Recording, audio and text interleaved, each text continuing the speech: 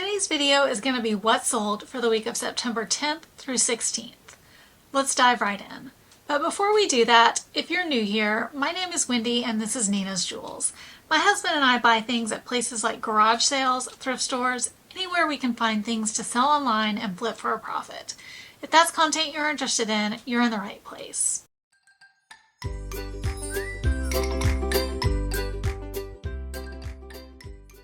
Let's get started.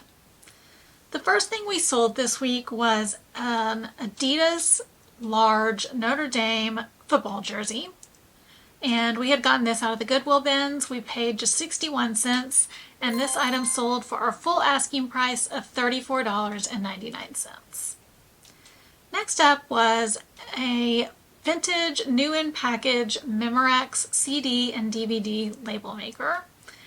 We got this at a flea market. We paid $7 for it, which to me is a lot. I'm not sure why we paid that much, but we did end up selling this for our full asking price of $31.99. Next up was something that belonged to me. I just didn't wear it anymore. This was just an off-brand, unbranded basically, royal blue lightweight hooded puffer jacket. I don't remember what my cost was on this. I think I actually purchased it on eBay, but it was not expensive. And it sold for $17.84, which was our full asking price minus our clothing, shoes, and accessory discount that we're running this month. Next up was a signed calligraphy inspirational art print called Music by the artist Rachel Joy Colvin. We have several of these. I think this may be the last one. If it's not the last one, we're definitely running low on these, but we had several to begin with and we've sold a lot of them. This one sold for $22 even on best offer. We had no cost associated with this. This was old stock from another business that we own, and that business no longer sells any artwork. Next up was another sweater that belonged to me. I just didn't wear it anymore. This was a Zanana Premium chocolate brown cable knit cardigan sweater. This sold for $13.58 on offer to buyer. Next up was it was not necessarily branded Mattel, but I just listed it as fashion Barbie doll size pink tiara and purple purse. We found these in a thrift store toy bag. We list everything from thrift store toy bags because the most surprising things sell. This did not sell for much, but we only paid 18 cents for it and it sold for $10.50. Next up was a brand new and packaged die-cast truck or Jeep. We got this at a garage sale. The brand was Soma. It was called a Mighty Wheels die-cast metal and plastic 4x4. And it was clearly vintage. I wasn't that familiar with the brand Soma, but I decided to give it a shot. We paid $1 for this at a garage sale and it sold for $24.99. So maybe a brand to look out for. Definitely if it's new. Next up was a vintage 16-inch glow-in-the-dark cardboard cutout holiday wall decor. We got this at an estate sale for $1 and it sold on offer to buyer for $19.98. Next up was another new in package item we got at a garage sale. This was a Kong Binky. It was a rubber teether for dogs. And we had paid $1 for this at a garage sale and it sold for $15.98 on offer to buyer. Next up was another toy we got out of a thrift store toy bag. This was a For Real Snackin' Sam the Brontosaurus interactive replacement popsicle only. It didn't include the actual toy. This was just the popsicle accessory that came with the toy originally. So list stuff like that because people are looking for replacement items and stuff like this does sell. This we paid just 26 cents for out of a thrift store toy bag and it sold for our full asking price of $14.99.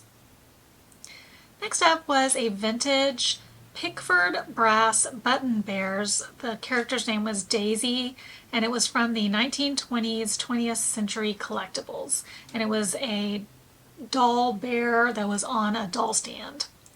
It had the original brand hang tag on it as well. This we got at a thrift store for $2.71 and it sold for our full asking price of $37.99. Next up was an OEM HP LaserJet print cartridge. And we had gotten this from a big purchase that we had done from a local toner store that was offloading some of their old inventory. This one did not sell for much, so we didn't have a huge profit on it, but it did sell.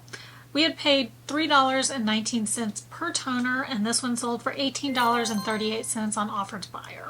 So still a little bit of profit there, but not much. Some of the other toners are selling for a lot more. Next up was a Topsville brand newborn skeleton Halloween romper. You could probably use it as a Halloween costume or just a cute Halloween outfit. Halloween stuff has been selling really well for us in the last 2 months. We got this out of a storage unit. We paid 23 cents for it, and this romper sold for $10 even on best offer.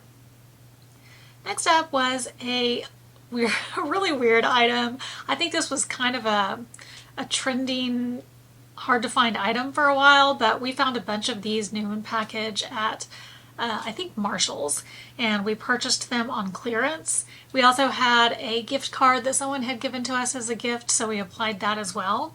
So this was the Little Live Pets Gotta Go Flamingo. It was an interactive, singing, wiggling, pooping toy is how I described it. We got this for just $7 on clearance, and this sold for $59.99. That was our full asking price, so good profit on that. Next up was a women's skirt by the brand Say What. It was like a sweater skirt, knit sweater skirt, and it had a rainbow pattern. It was really cute. We got this out of a storage unit. We paid just 28 cents for it, and it sold for $19.98 on offer to buyer. Next up was an OEM Toyota Tacoma replacement head unit or radio, like infotainment system. We got this at a garage sale for $40. The guy said that his uncle replaced his with like a more souped up version, so this was the original unit. It still worked and everything. We sold this for $209.98 on offer to buyer, and we are always on the lookout for OEM car parts. They do sell really well. Next up was a vintage box of Grumbacher 12-count soft art pastels. Only the white one looked like it had been like maybe used once or twice. The rest of them were unused, so we were able to list this as excellent used condition, but you know, they were pretty much new. We got this at an estate sale for $5. Definitely be on the lookout for vintage art supplies. Those sell well depending on the brand. This sold for $30 even on best offer. Next up was a pair of J. Crew women's ripstop 4-inch inseam shorts. We got these at a thrift store for $2.16, and these shorts sold for $14.44. That was our full asking price minus our discount. Next up was a vintage Whiting and Davis black mesh envelope clutch evening bag. It did have some flaws on it. I don't specifically remember what they were, but that did affect the sales price. Whiting and Davis is a brand to be on the lookout for if you can get it for the right price though. This sold for $22.48 on offer to buyer, and we had paid $7 for that at an estate sale. Next up was a pair of women's Levi's jeans. These were medium straight leg 505 dark wash. We got these out of a storage unit for just 28 cents, and they sold for $22.94. That was our full asking price.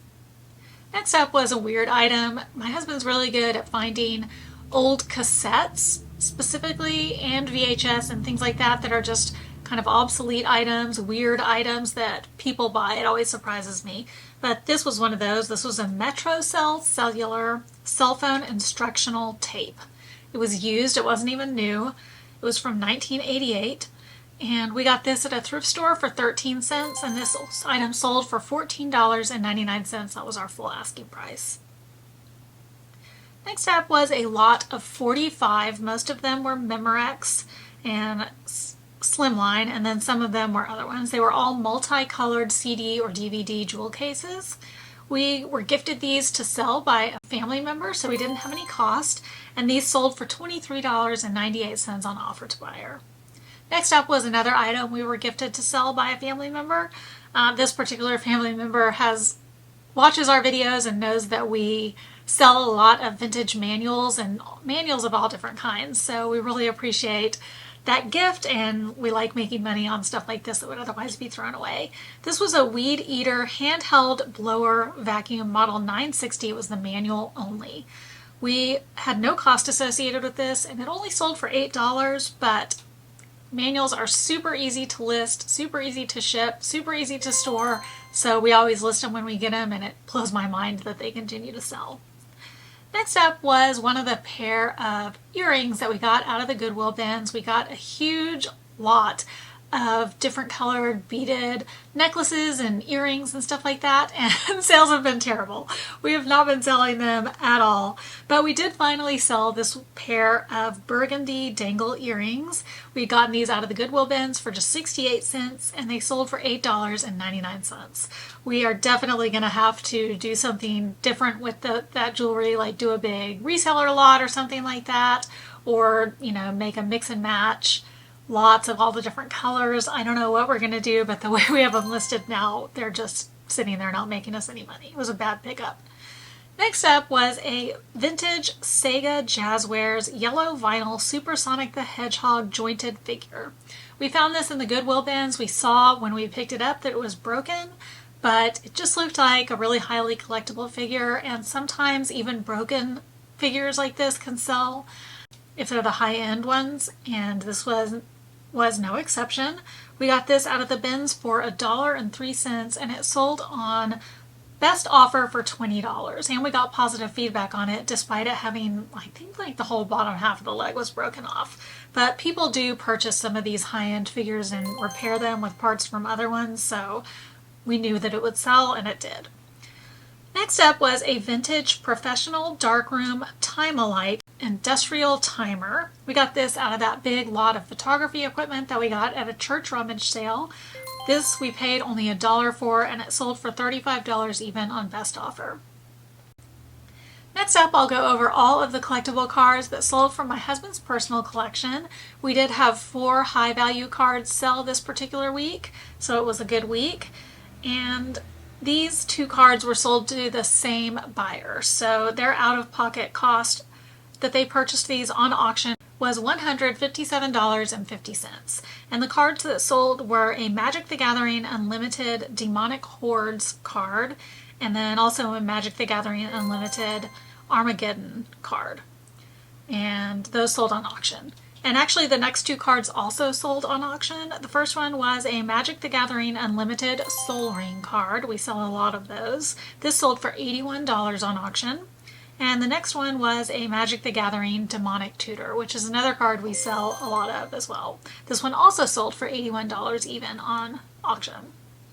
And last, I'll go over the low value cards. These are cards valued at $10 or under. This particular week, we only sold 1 low value card, and that sold for $6.64. And that was a 1995 Bowman's Best Refractor for the player Michael Tucker. So that wraps up our sales for the week of September 10th through 16th. Let's go over all of our totals. The total number of sales for this week was 31.